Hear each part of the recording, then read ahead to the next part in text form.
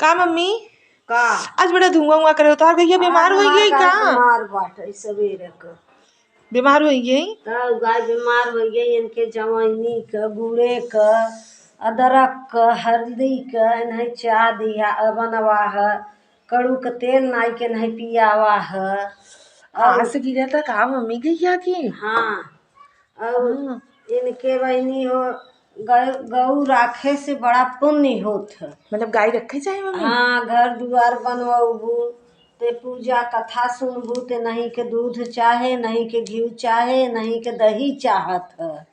अब गाय के कौनो पूजा करबू गोबर पहले चाहे वहाँ माना। हाँ गौर पहले बनबू वहाँ माना। हाँ ते पुण्य वाली हैं। हाँ। तब आखिरी समय में पार लगावत थी। अच्छा हाँ जब मने गौदान उन करवावत हाँ है ते नहीं के होत है कुल न देख पोंछ पकड़वावत है। हाँ। गौदान देवावत है। ये नहीं के तो सब कुछ पुण्य वाला चीज बा।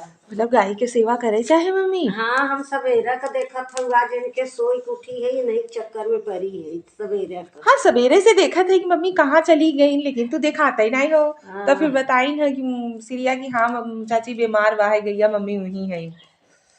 नहीं के चक्कर में नहीं के सेवा में लपटी आनी है। गौ माता के मानता माना है।